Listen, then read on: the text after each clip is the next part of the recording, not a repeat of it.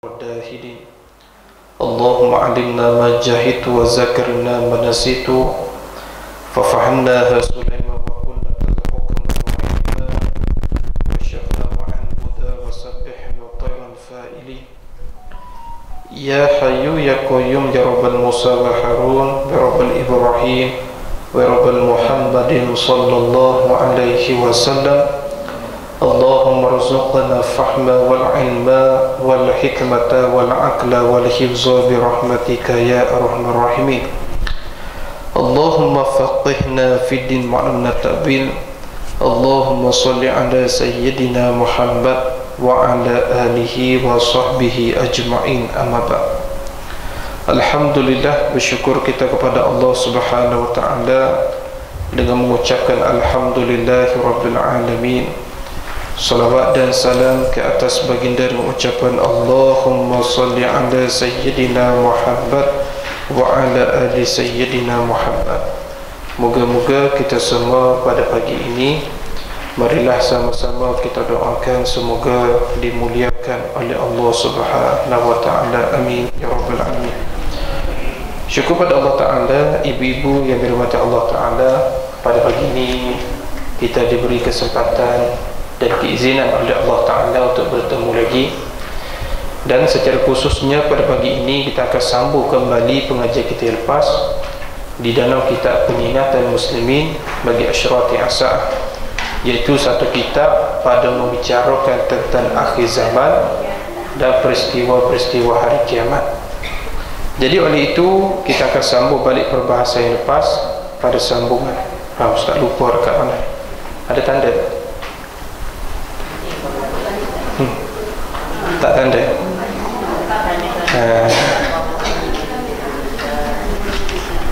Tak tanda. Ada siapa tanda tak? Tak ada. Hari ni baru dapat. Tak ada. Oh. Okey, baik. Tengok pada muka surat 5. Cuba tengok pada buku surat 5.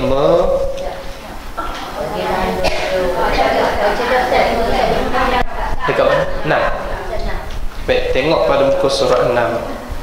Di mana? Dekat mana?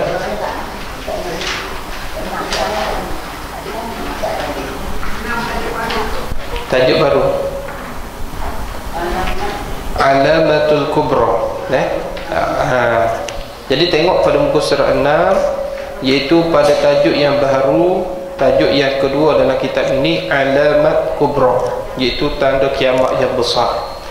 Adapun sebelum ini kita telah membicarakan tentang tanda-tanda kiamat yang kecil. Ingatlah, tanda kiamat ni ada dua. Tanda kiamat yang Alamatul Sughra, alamat kiamat kecil, dan yang kedua Alamatul Kubra, alamat kiamat yang besar. Jadi pada hari ini kita akan masuk tajuk yang kedua, Alamatul Kubra, iaitu tanda-tanda kiamat yang besar. Baik, tengok. Qala mu'allif rahimahullahu ta'ala wa nafa'ana bi ulumihi wa ulumina fid darain amin ya rabbal alamin. Kata dua pengarang kitab rahimahullahu ta'ala, Alamatul Kubra, tanda kiamat yang besar. Baik. Ketahui olehmu, siapa ni? Wahai penuntut ilmu, bahwasanya belum jatuh lagi, akan tetapi dengan nisbah masa sekarang, dengan sebab lagi akan timbul alamat kubra itu, telah menakuti akan umat dan menjagai daripadanya oleh Allah Ta'ala akan hambanya. Baik, musannif sebut di sini, adapun alamat kiamat kebanyakan semua dah berlaku dah. Dulu kita bahas alamat kiamat kecil, apa dia? Iaitu bermegah-megahan dalam membina masjid, kan? Apa lagi? Anak derhaka, orang miskin jadi kaya. Apa lagi?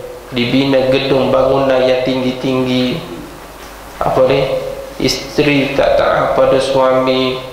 Apa lagi? Banyaklah. Zaman kita dah bahas sebelum ini. Jadi pada hari ini musannif kata alamat kubra ni kebanyakannya belum jatuh lagi. Nah, kebanyakannya belum jatuh lagi. Faham eh? Jadi kalau kita tengok tuan-tuan Allah Subhanahu Wa Taala, yang mana musannif kata belum jatuh lagi, maksudnya belum berlaku lagi lah alamat kubra ni.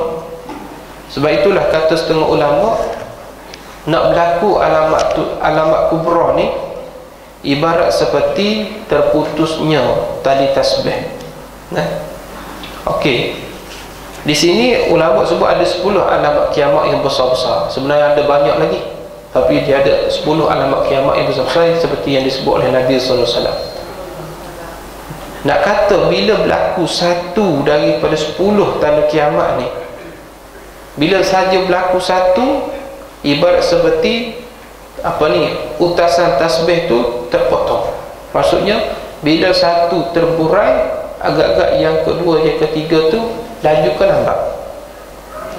Laju kan, ambil satu tasbih potong, jatuh satu butir.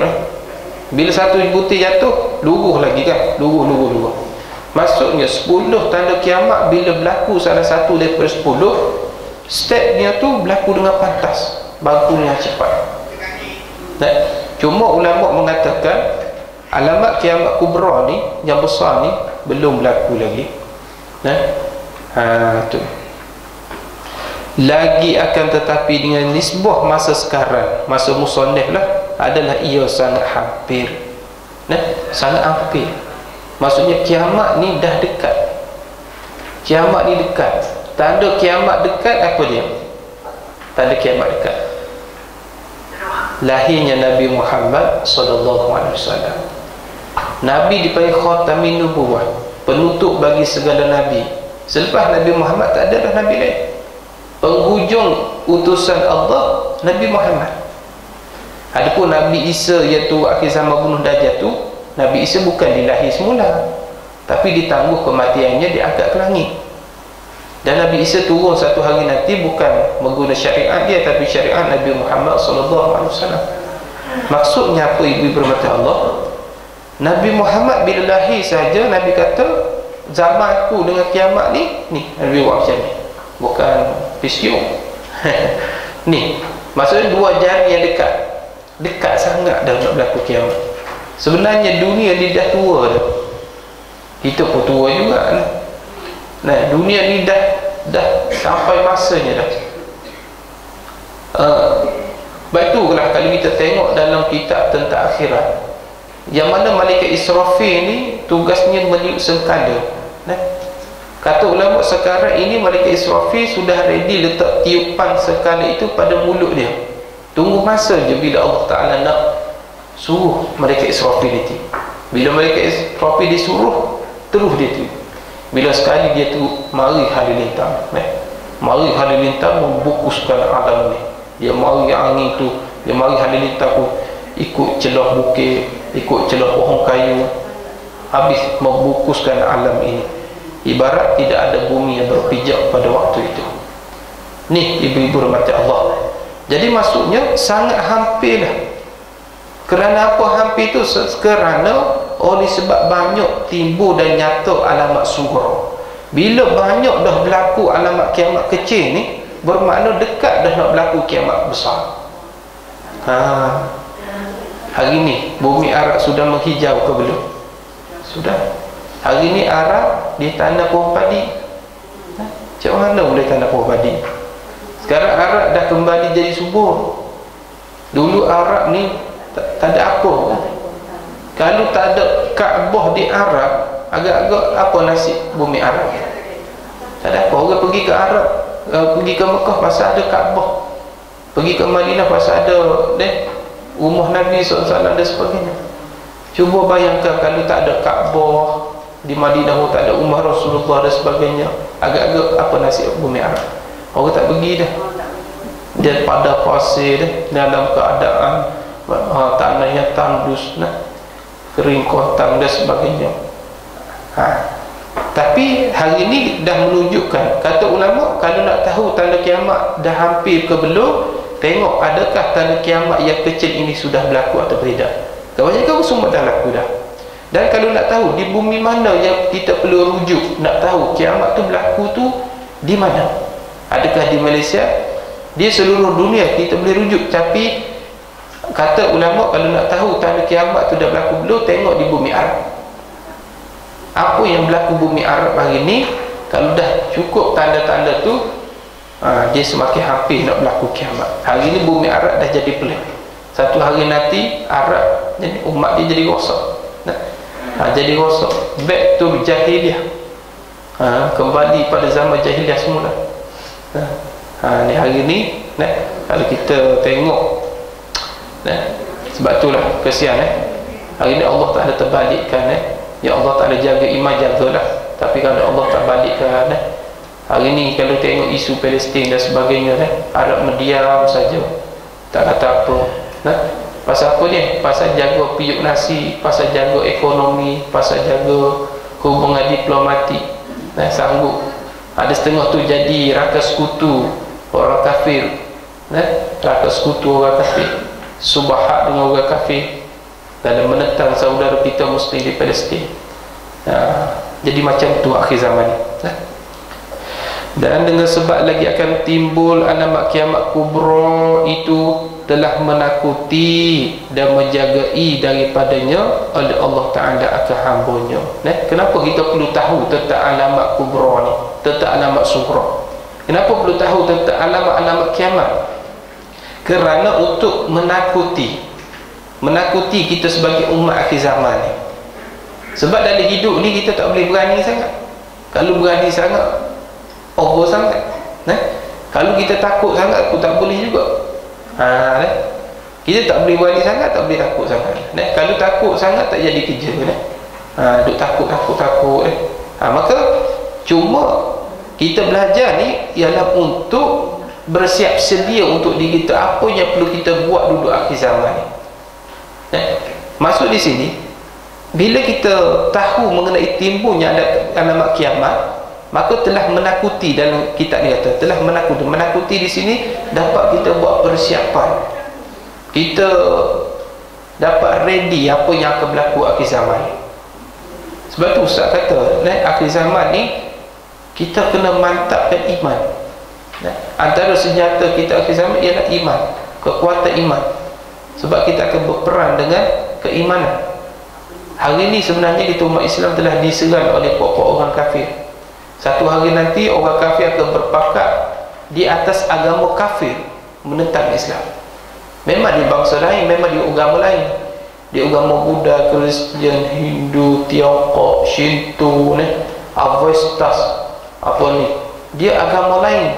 Cuma mereka bergabung atas dasar agama kafir. Dia akan menentang Islam. Hari ini sudah masuk jarum-jarum untuk merosakkan Islam. Bagaimana?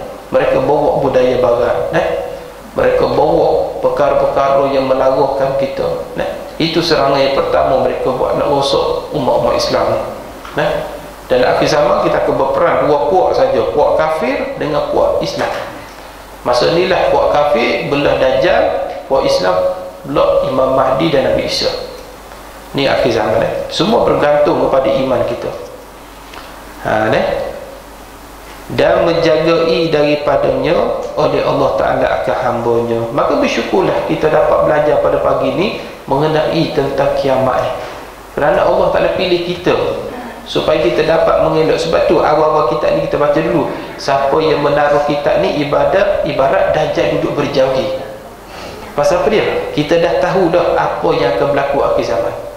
Sama tak orang yang ready dengan homework dengan orang yang tak ready dengan homework? Tak sama. Orang yang dah ada prepare dengan orang yang tidak ada preparation, tak sama. Dan Nabi SAW akan umatnya supaya tidak jadi punah dan binasa iman mereka. Ni tujuan Nabi diutuskan. Ni tujuan Allah Ta'ala tu ayat Quran. Ayat Quran diturunkan, Nabi diutuskan untuk jaga iman umat tu. Nabi cerita banyak hadis berkaitan hari kiamat ni. Nabi cerita pelbagai jenis fitnah kiamat. Cerita ini supaya kita dapat tahu, bila kita dapat tahu, dapat kita menjaga diri kita daripada lembah kebinasaan. Rupanya Islam ni datang, Nabi Muhammad menyampaikan dakwah, dia tak mahu kita jadi punah. Dalam hidup ni sebenarnya Islam ni nak selamat kita. Islam tu daripada selamat.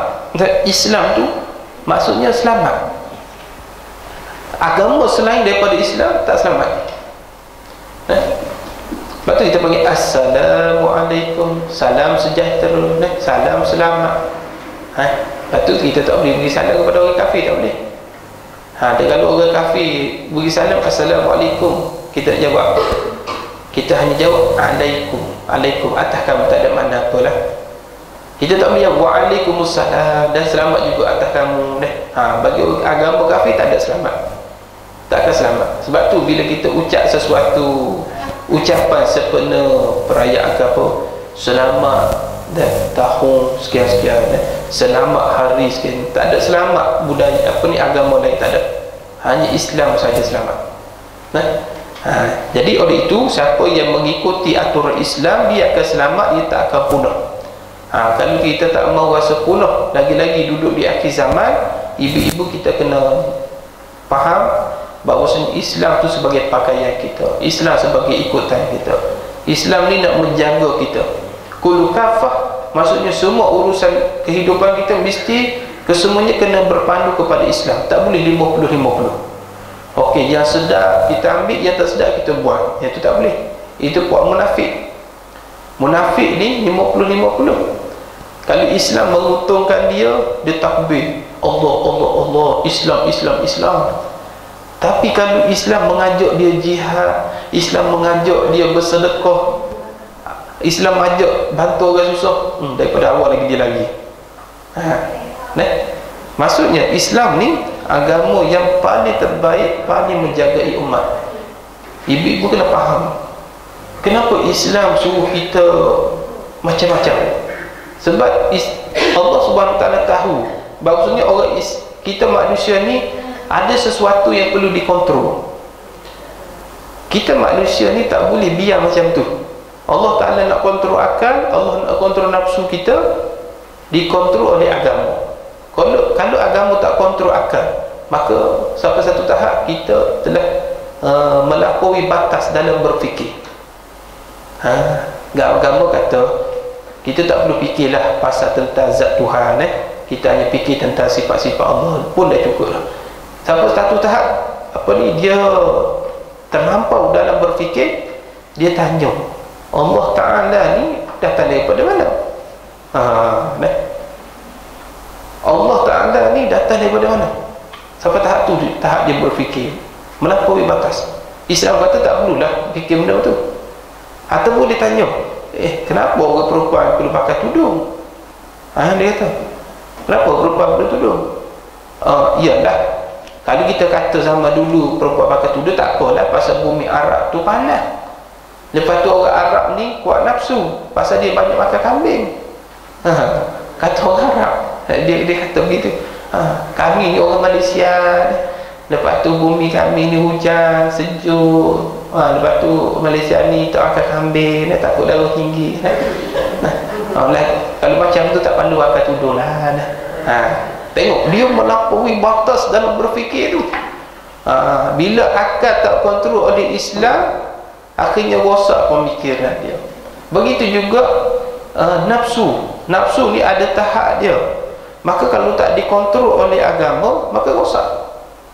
Maka Islam itulah yang perlu kita ikuti. Daripada bangun tidur sampailah kita tidur balik, satu hari semua kena ikut Islam.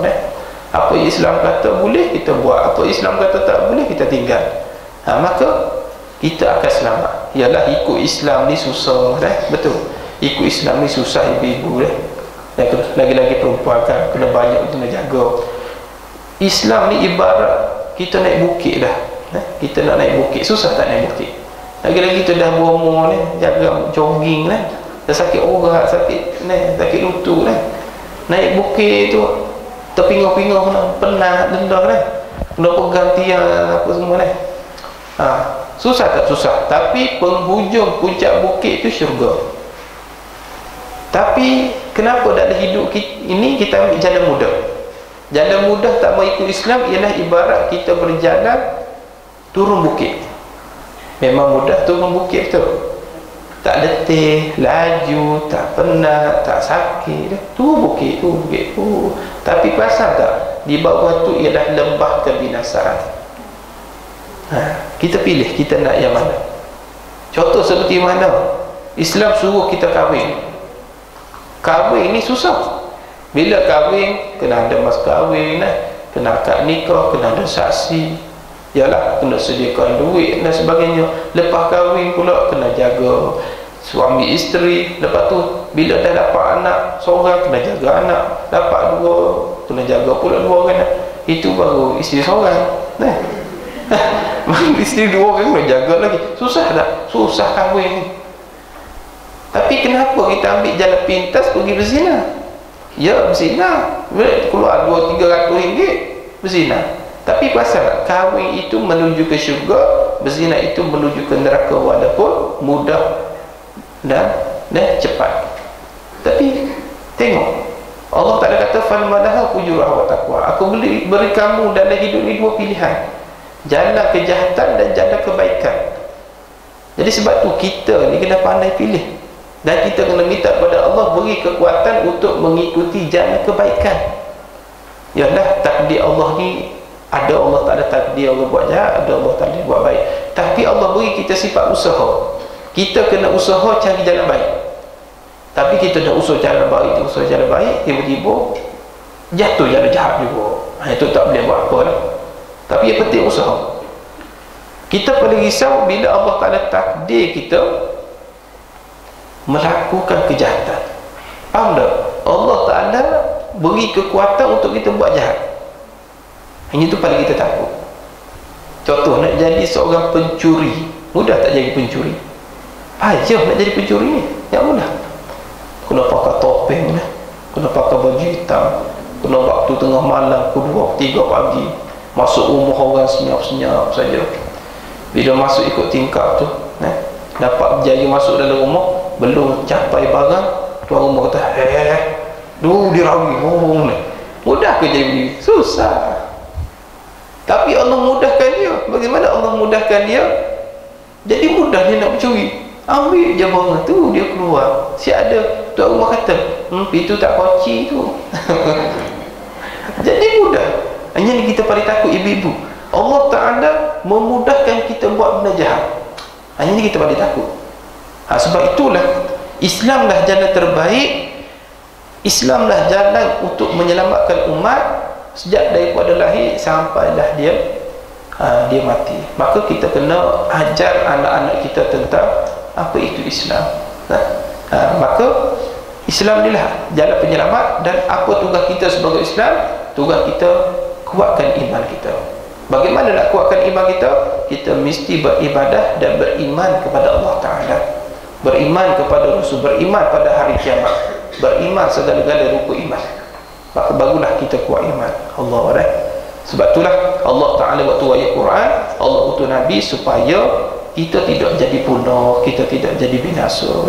Ibu-ibu, kita amat risau. Akhir zaman ni berlaku dunia pelik. Akhir zaman ni dunia terbalik.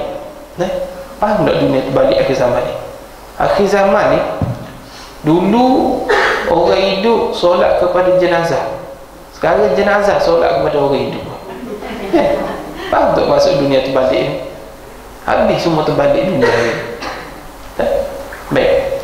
Kenapa Ustaz kata begitu? Kerana begini. Bila berlaku perubahan zaman, ada orang tanya, bagaimana Ustaz kita nak menghadapi akhir zaman, perubahan zaman? Bila akhir zaman ni macam-macam ada. Dipanggil dunia maksud, dunia tanpa sepadan. Semua ada dunia akhir zaman. Lagi-lagi kita hidup di bandar. Yang hidup di kampung insya-Allah terjaga dah sedikit. Hidup di bandar ni macam-macam ada.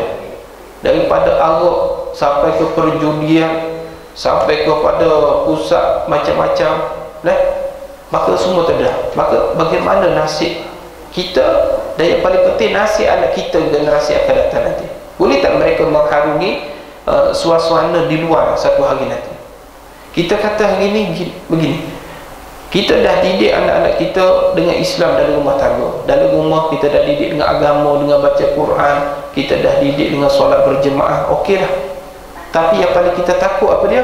Paling kita takut sekali suasana di luar. Boleh tak anak kita menghadapi suasana di luar? Maka di sini perlu kepada kekuatan dalaman, iaitu hati kita, iaitu iman kita. Kalau iman kita tak kuat, kita mudah terikut dengan perubahan zaman. Ibarat seperti ibarat seperti ikan, ya? Ikan duduk dalam laut. Masa ikan tu hidup, bila duduk dalam air masin, dia jadi masin tak ikan tu? Tak jadi. Tapi kalau ikan tu mati, masuk dalam air laut, berubah jadi masin tak? Jadi pasal dia rendam dalam air masin. Kenapa ikan masa hidup tak masin, tapi masa dia mati, dia rendam air masin, jadi masin? Jadi ikan masin lah. Ada jual ikan masin? Nah, ada jual ke Ustaz? Nah? Cari ikan masin ni.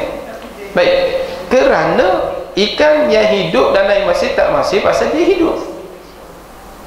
Ikan mati duduk di rendah air masin, jadi masin pasal dia mati.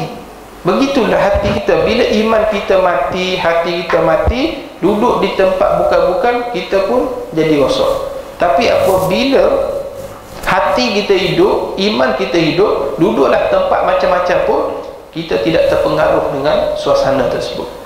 Ini perlu kepada kekuatan iman. Dan akhir zaman ni kita perlu kepada iman yang mantap, sentiasa duduk di pihak Allah. Ini cara kita nak menghadapi akhir zaman.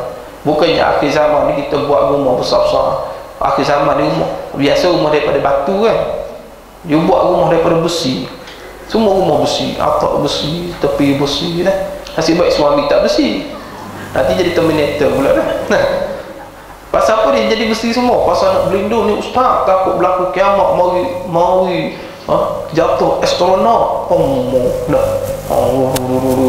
Kami pun duduk dalam dalam rumah besi, kami selamat lah. Punya dah fikir begitu. Di Rusia, tak ingat Ustaz, di Rusia mereka telah membina satu tempat yang khusus dan kedalamannya cukup dalam tanah, dan semua fasiliti ada dalam tu. Ini untuk orang kaya yang maha terkaya saja yang boleh duduk dalam. Kononnya bila berlaku kiamat, dia nak lari ke situ. Punyalah dia fikir macam tu. Bila berlaku kiamat, 7 lapisan bumi, izas sama'u fatarat, semua terbelah habis, hancur lebur. Laku lagi ke yang kita bina tu dalam tanah? Tak laku dah. Maka kiamat berlaku, pasti akan datang, dan kita tak perlulah sampai tahap overthinking macam tu. Buat bina itu, buat bina ini. Last sekali mati dulu dia. Sebab kiamat dia pun mati dulu lah. Jadi oleh itu perlu kita buat akhir zaman ni ialah mantapkan iman kita supaya jaga iman tu tidak binasa dan tidak punah. Pastikan iman kita tidak binasa. Yang itu paling penting. Baik. Kerana sabda Nabi SAW, la taqumu sa'atu illa ala syirarin nas, rawahul Muslim. Hadis riwayat Imam Muslim. Artinya tidak berdiri oleh hari kiamat melainkan atas jahat manusia. Ni ibu-ibu, akhir zaman ni ibu-ibu akan nampak ramai orang jahat. Orang jahat ni, kata Nabi, antara fitnah hari kiamat wa tazharul fitan. Dan apabila fitnah berlaku secara terang-terangan. Dulu nak berlaku fitnah secara sembunyi-sembunyi. Akhir zaman ni nak berlaku fitnah secara terang-terangan. Dan dalam syarah hadis yang dimaksud fitnah di sini antaranya maksiat. Kita akan nampak maksiat secara terang-terangan, dan orang tak akan malu dah buat maksiat akhir zaman.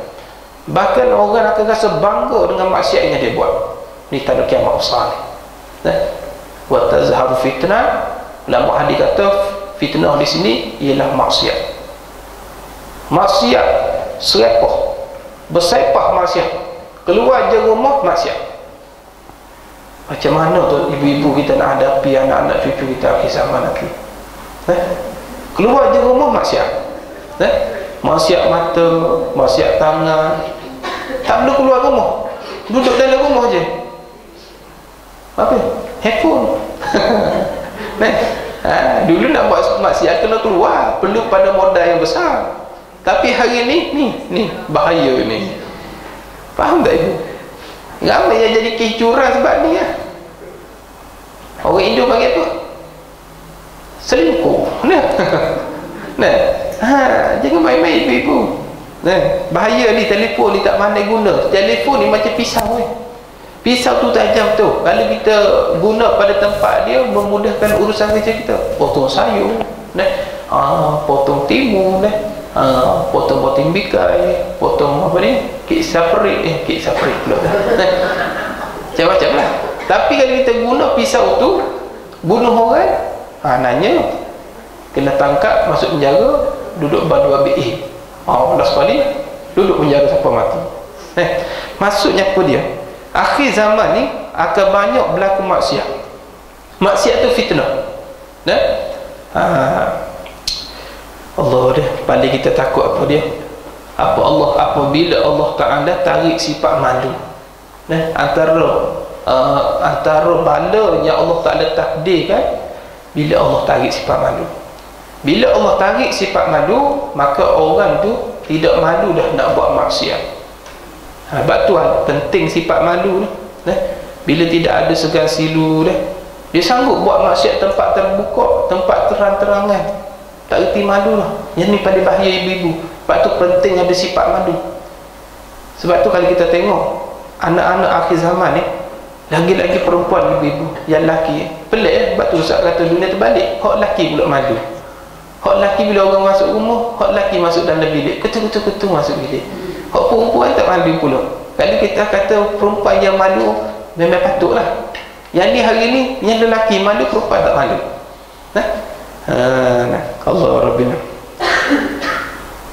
Bahkan yang paling teruk lagi, sudahlah tak malu buat maksiat, buat pula dengan secara terang-terangan, secara tempat terbuka. Lepas tu cerita pula pada orang, maksudnya dia telah buat maksiat, bangga dengan cerita maksiat dia tu. Ibu-ibu, ni cerita kiamat ni. Takut tak rasa begini? Takut. Rasa bangga pula dia buat maksiat. Hari ni berlaku kes dalam viral. Bila masuk, bila dah post, netizen kata, sudah post, nak buat macam mana? Dia dah post, dia komen, dia kata, saya nak cerita sikit. Dia buat video TikTok. Saya nak cerita sikit. Saya ni dulu pernah dapat anak 2 nikah. La ilaha illallah. Orang asal tak tahu jadi tahu. Dulu dia pernah dapat anak 2 nikah. Dia diam sajalah, tak perlu nak cerita ke orang. Dia kata, bila saya dulu pernah dapat anak 2 nikah, lepas tu bila saya pergi ke hospital, alhamdulillah saya dapat layanan baik seperti ibu-ibu yang dapat anak seperti dalam perkahwinan biasa. Lu cerita pasal tu. Lepas tu ustaz puan ada tengok sekali dalam komen tu, dia kata puan telah membuka aib sendiri. Tak reti malu ke? Saya tak malu lah pasal saya cerita nak beri pengajaran. Betul lah pengajaran ke orang, tapi maruah kena jaga. Sebab tu akhir zaman ni antara perkara kena jaga maruah. Maruah tu kena ada. Apabila maruah sudah tercalat, rosak manusia. Dengan maruah lah yang boleh membenteng kita daripada berlaku kerosakan di akhir zaman. Sehingga ulama mengatakan, jika kita pernah berzina, kemudian orang tanya, kamu pernah berzina tak? Kita nak jawab apa? Adakah kita nak jawab pernah berzina? Tak boleh. Kalau kita jawab aku pernah berzina, nanti orang akan kata, ni kaki zina. Bagaimana ibu-ibu? Saya perasan bila orang terlibat dengan zina, ahli keluarga, adik-beradik akan pandai serong pada orang ni sampailah bila-bila. Maka kita tak boleh jawab kita pernah berzina, jawablah aku tak pernah berzina. Jawab begitu. Dan pasal nak jaga maruah. Islam menjaga maruah diri seseorang. Islam menjaga aib. Batulah kita tak boleh buka aib sendiri, tak boleh. Tak perlu cerita pada orang. Pasal orang ni tak boleh beri pahala buat kita. Kalau kita cerita aib kita, orang tak boleh buat apa pun. Cukup kita dengan Allah, taubat kita dengan Allah, cukup situ saja. Allah dah jaga elok-elok dah dosa kita dah, tak baru terbuka. Allah Ta'ala dah sembunyi dah kesilapan kita, tiba-tiba gatal mulut nak cerita kat orang ni. Nah, Allah Rabbina. Tu sebab itulah ibu rahmati Allah SWT dah. Akhir zaman ni manusia dia buat maksiat, dia suka cerita dekat orang ni. Tu padahal dia buat maksiat tempat tertutup, orang lain tak tahu pun, tapi pergi cerita pula pada orang, menyebab orang dapat tahu. Ni bala lah ni ibu-ibu, ni bala ni. Maka ketika itulah fitnah berlaku secara terbuka dah, jadi nyata, jadi zahir, jadi terang dah maksiat pada akhir zaman ni. Allah dah takut bila kita tengok maksiat akhir zaman. Sebab itu kata ulama, kalau tidak ada urusan yang penting, jangan keluar rumah, jangan keluar lah, tak perlu keluar rumah, duduk dalam rumah lebih selamat akhir zaman ni. Sebab itulah betul lah kata ulama, ikatlah anak isteri kamu dalam rumah, jangan bagi dia keluar, kerana kerosakan tu lebih banyak daripada kebaikan yang berlaku di luar sana. Sebab itulah akhir zaman ni kena pandai pilih kawan, kena pandai pilih kawan, jangan semua orang kita duduk berkawan, kena pilih-pilih juga. Dan Nabi di antara tanda kiamat, Nabi kata wayakturul haraj, wayakturul haraj. Kata Nabi, tanda kiamat ialah apabila haraj semakin banyak. Bila Nabi SAW menggunakan perkataan haraj, bukan kata kita tak faham. Sebahagian sahabat itu dia tidak faham. Jadi kata Nabi, al-haraj itu, qalu ya Rasulullah ayyuma huwa, apa itu al-haraj? Nabi kata al-haraj itu ialah semakin banyak. Al-haraj itu kata ialah al-qatl. Al-haraj ialah pembunuhan demi pembunuhan. Akhir zaman ni menjelang hari kiamat akan berlaku pembunuhan demi pembunuhan. Dulu apabila kita nak tahu berita bunuh ni, tengok dalam kaca televisi di Eropah saja berlaku kes bunuh. Zaman sekarang every single minute di bumi Malaysia banyak kes pembunuhan. Ibu-ibu saya tugas di penjara Sungai Buloh, saya jaga baluan, macam-macam baluan. Lepas tu baluan pula saya mengajar baluan akhir, kebanyakan kes bunuh. Berapa ramai hari ni yang duduk dalam penjara kes bunuh. Ni tanda kiamat. Nabi kata al-haraj itu akan berlaku, iaitu al-qatl, banyak akan berlaku pembunuhan. Bunuh ni jadi benda biasa. Dulu bila kita dengar kes bunuh ni takut dah, takut.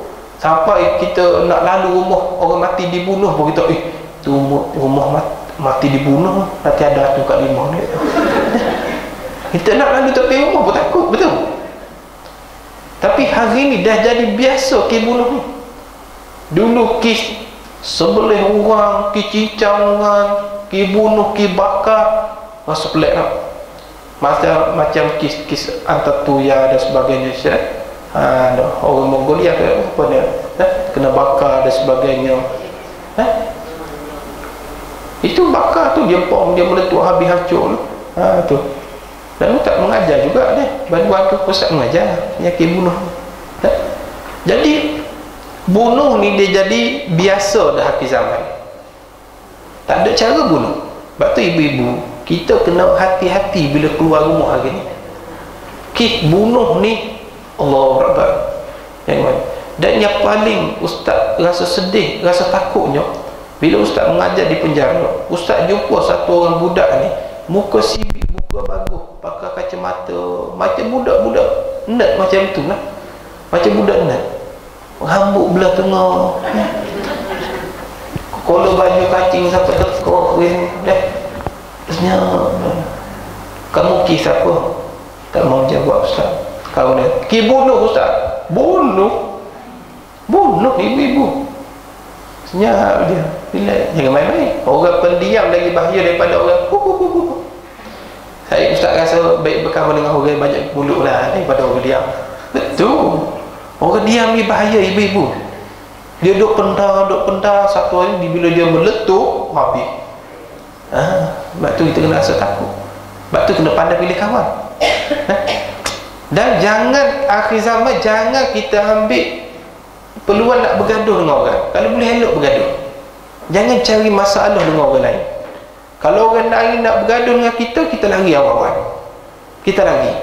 Biarlah dia nak marah seorang, tak apa nak, okay.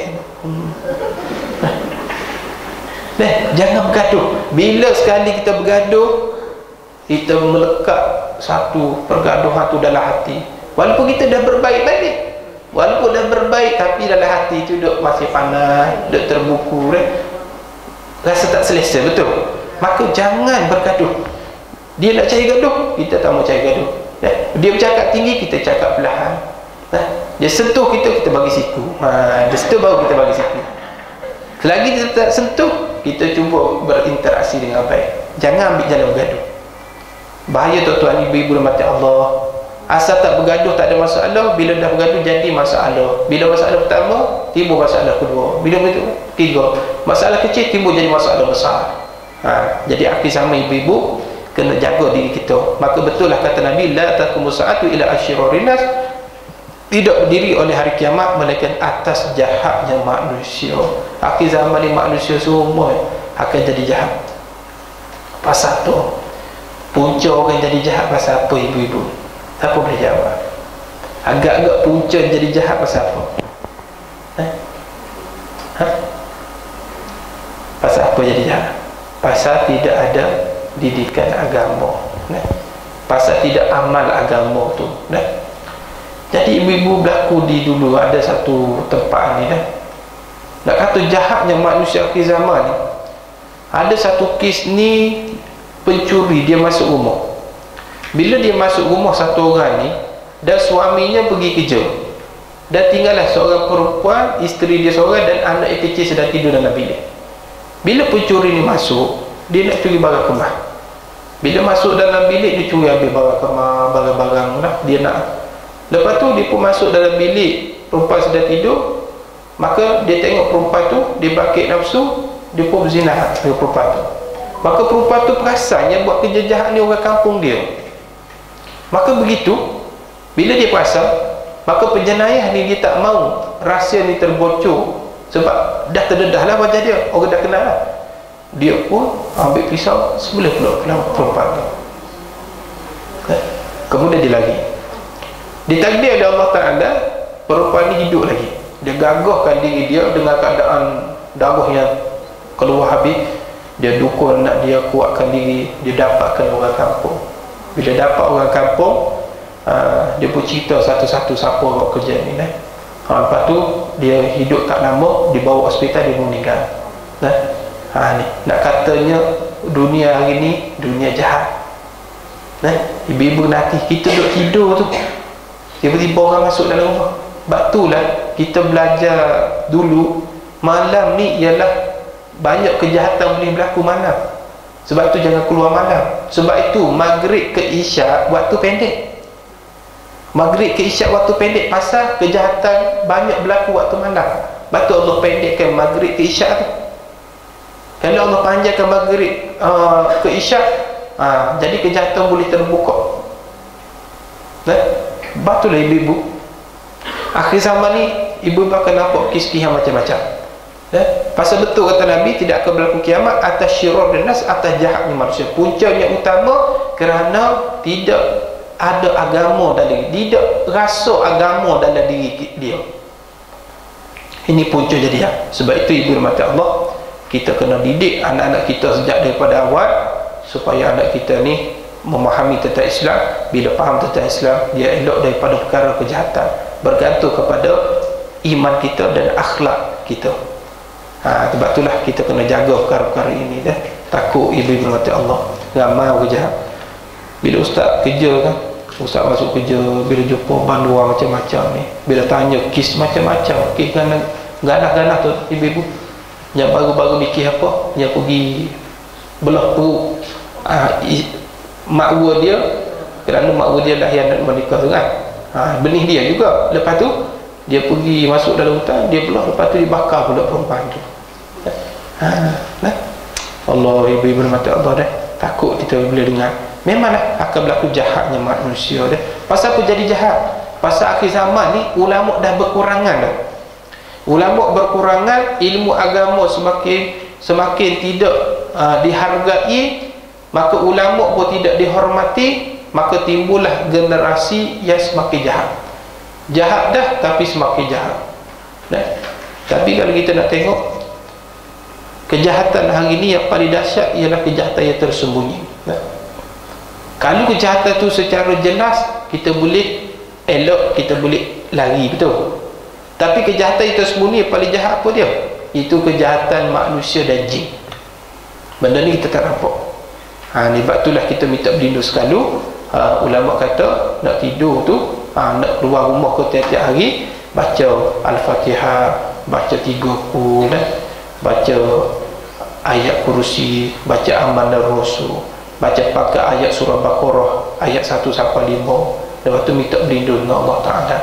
Ke mana saja kita pergi, semoga Allah Ta'ala jaga diri kita. Banyaklah cerita tentang pelik-pelik dari ibu. Ada satu di China tu, dia berjalan dengan kawan dia perempuan, tiba-tiba marah orang kat belakang bawa parang pergi tepak dia, mati. Allah, benda-benda kita tak sangka ibu-ibu ni. Kejahatan ni akan berlaku. Jadi sebab tu akhir zaman ni kena jaga diri kita, ahli keluarga kita daripada kejahatan. Punca daripada mana orang boleh jadi jahat? Punca daripada niat. Niat tu sendiri. Bila niat dah terbuku, maka kata polis, orang jadi jahat ni 2 faktor. Yang pertama sebab faktor N, yang kedua faktor P. N tu niat, P tu peluang. Biasa bila peluang tidak ada, niat tu ada, biasa tak berlaku jenayah.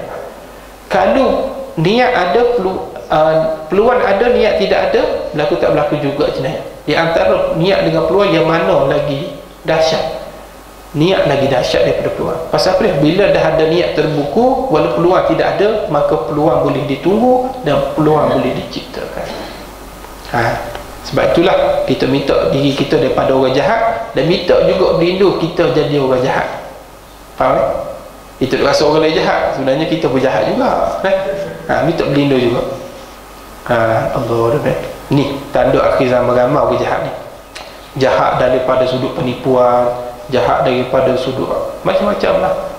Hari ni orang jahat ibu-ibu dalam sudut perniagaan. Ustaz boleh nampak ramai orang jadi jahat sebab berniaga, tipu dalam timbangan. Dulu Ustaz kena beli ikan kerisi, ikan mahal lah ni berapa ringgit ni? RM20 ke RM19 sekilo.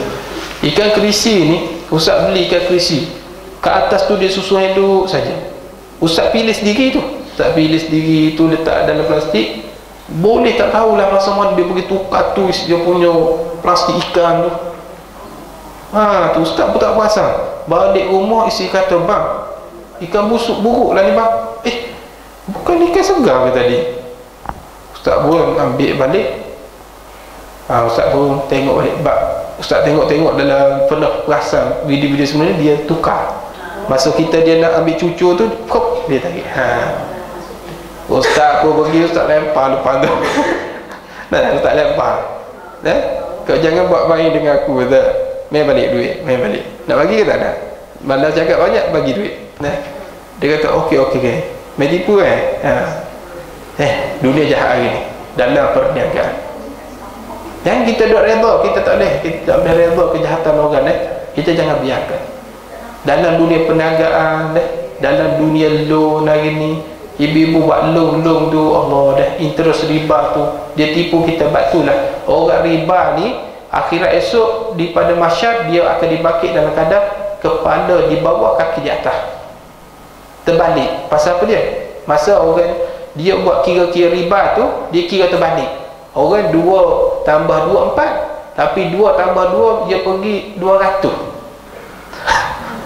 Terbalik dia kira. Jangan main-main. Dunia hari ni jahat ibu-ibu. Sebenarnya kalaulah kita tu selalu ditipu, tanda kita baik dah.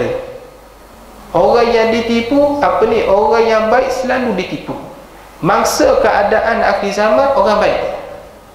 Orang jahat dia ambil peluang. Sebab tu orang jahat ni dia rasa senang. Jahat semakin jahat. Yang baik ni lah semakin ditindas di akhir zaman. Sebab itulah orang Melayu kata, buat baik berpada-pada, buat jahat jangan sekali. Buat baik bagus ibu-ibu, tapi buat baik ada tahapnya. Jangan sampai buat baik orang tindas kita, orang ambil peluang nak ambil kesempatan. Jangan. Buat baik berpada-pada, buat jahat jangan sekali. Betul pepatah Melayu tu.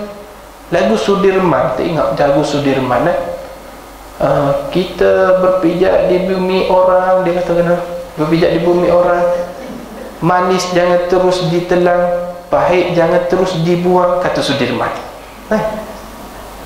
Manis jangan terus ditelan, maksudnya apa dia? Maksudnya apa ibu-ibu? Ustaz pun tak tahu maksudnya. Nah, tu ingat je lah, manis jangan terus ditelan, pahit jangan terus dibuang. Nah, ni cari sendirilah, Ustaz pun saja je menyanyi tadi. Tapi ibu-ibu nak beritahunya, memang betul lah akhir zaman orang semua jahat. Ibu-ibu kena hati-hati, bukan semua benda kita boleh percaya pada orang akhir zaman.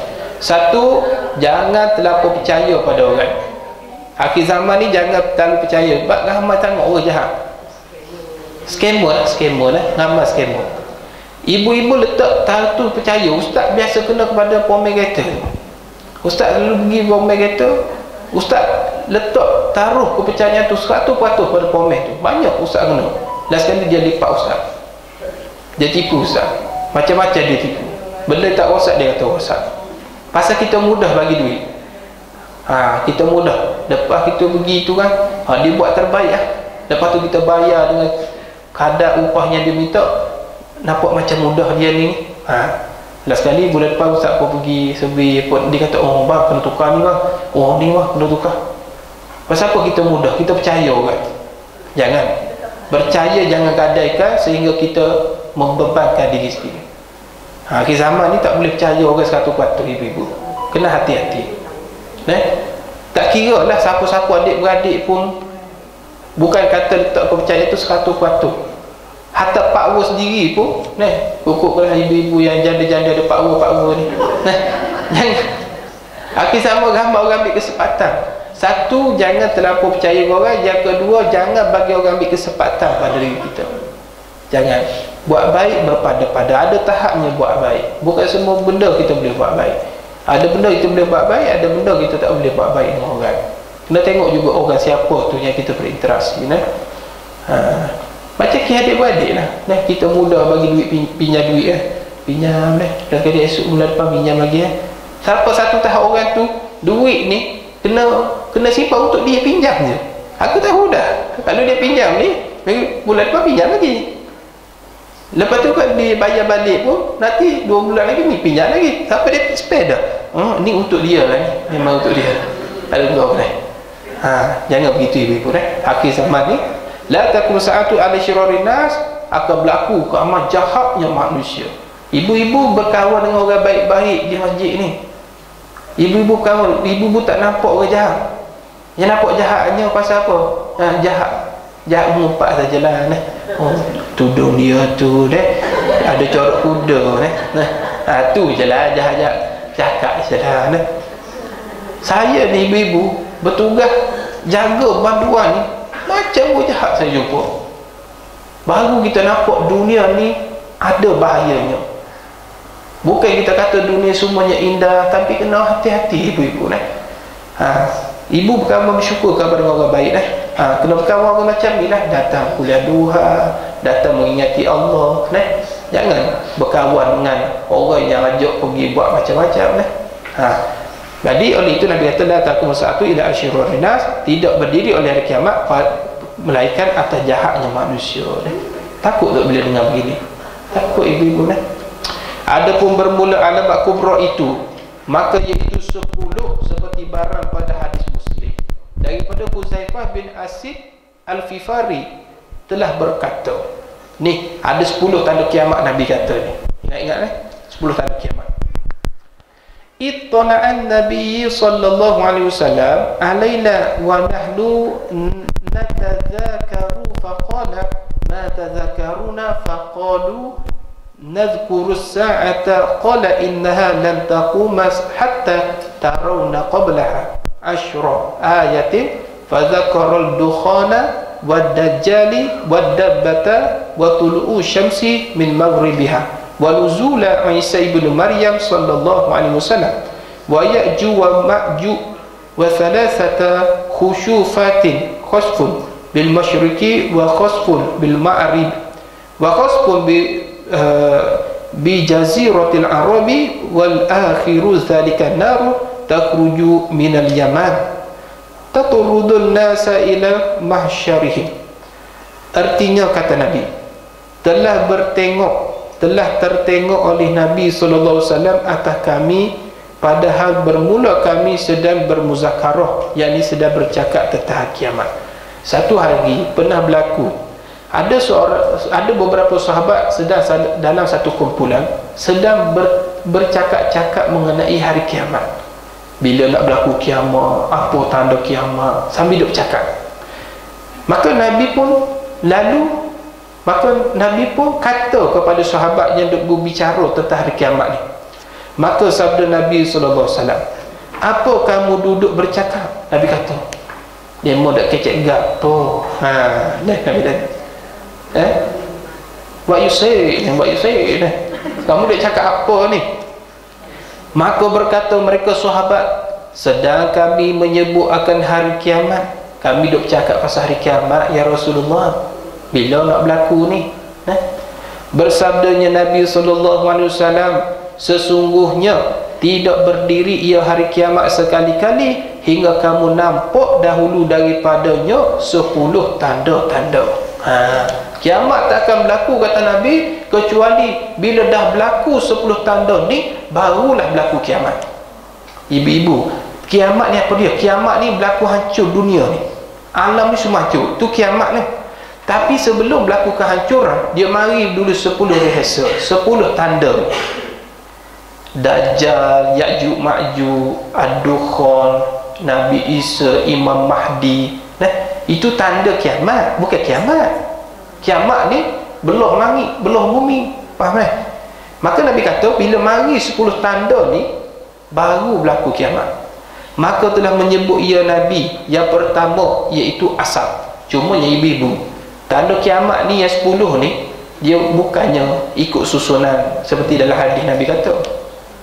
Cuma Nabi kata, yang pertama asap, dan yang kedua dajjal, dan yang ketiga binatang bumi, dan keempat naik matahari daripada maghrib, dan kelima turun Nabi Isa anak Maryam sallallahu alaihi wasallam, dan ketujuh kedua Ya'juj wa Ma'juj, dan kemudian 3 kali gerhana sebelah masyrik, dan daripada dan gerhana maghrib, daripada masyrik dan gerhana sebelah maghrib akan berlaku gerhana bulan 3 kali.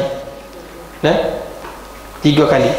Dan gerhana di Pulau Arab, dan suatu bagai daripada api sedang keluar ia daripada negeri Yaman. Satu daripada Yaman dia akan keluar satu api. Api ni menghambat manusia supaya pergi berkumpul, dan menghalau ia api akan manusia kepada tempat berhimpun mereka itu. Jadi ini 10 tanda kiamat, ibu bermati Allah. Jadi bila berlaku 10 tanda yang disebut oleh Nabi sallallahu alaihi wasallam, barulah berlaku kiamat yang sebenar. Allah dah. Jadi adakah ini step seperti mana berlaku yang disebut oleh Nabi? Tidak. Step berlaku kiamat, mungkin keluar Imam Mahdi dulu, mungkin keluar Dajjal dulu. Wallah, cuma dalam kitab kita ni, kalau kita tengok Imam Mahdi, step tanda kiamat pertama dia sebut Imam Mahdi pada muka surat 8 tu. Step ini bukannya Imam Mahdi mula-mula keluar daripada 10 tanda, tidak. Yang mula-mula keluar wallahu a'lam. Tapi Nabi kata akan berlaku 10 tanda tu. Lepas berlaku dah 10 tanda, barulah berlaku kiamat yang sebenar. Allah Rabbi bermati Allah. Tapi kata Nabi, bila berlaku satu tanda daripada 10, maka yang kedua, yang ketiga berlaku dengan pantas seperti tasbih yang terputus tali. Jatuh yang satu, maka turut jatuh yang kedua, ketiga, sampai dah 10. Allah Rabbi. Ibu-ibu rahmati Allah. Jadi oleh itu ibu-ibu dah pukul 10.30 hari ni. Kalau sambung lagi takut ibu-ibu ni maruh Ustaz Arif pula ni. InsyaAllah setakat itu dulu sesuai dengan tajuk kita ni. Nanti kita akan masuk kepada muka surat 7, penjagaan. Boleh tak? Masuk pada penjagaan, nanti kita akan cerita pula pertemuan akan datang Imam Mahdi, Dajjal, kita akan cerita lah. Masuk dah kita pada bicara alamatul kubra. Oleh itu ibu mati Allah, jaga diri kita elok-elok, tanda elok-elok, semoga Allah Ta'ala selamat kita dunia akhirat. Ada soalan nak tanya? InsyaAllah boleh tanya. Ada soalan? Ada soalan? Tak ada? Faham bagus. Baik, setakat itu dulu Wallahu ta'ala bisawab. A'udzubillahi minasyaitonir rajim. Bismillahirrahmanirrahim. Alhamdulillahi rabbil alamin wassalatu wassalamu ala asyrafil anbiya'i wal mursalin sayyidina Muhammadin wa ala alihi washabbihi ajma'in. Allahumma fa'alna bima 'allamtana al-manfa'una wa zidna bi rahmatika ya arhamar rahimin. Allahumma inna naj'aluka fi nuhuri a'da'ina wa na'udzubika min syururihim. Allahumma baddid shamlahum wa farriq jam'ahum wa shattat kalimatahum wa zalzil aqdamahum wa sallit 'alaihim qalban min kilabik ya qahhar ya jabbar ya muttaqin ya Allah ya Allah ya Allah. Allahumma ya muzil al-kitab wa ya mujri as-sahab wa ya hazim al-ahzab izimhum mansurna 'alaihim. اللهم أعز الإسلام والمسلمين اللهم انصر إخواننا المسلمين والمجاهدين في فلسطين وخصوصا غزة واليمن وكل مكان وكل زمان ربنا آتنا في الدنيا حسنة وفي الآخرة حسنة وقنا عذاب النار والحمد لله رب العالمين.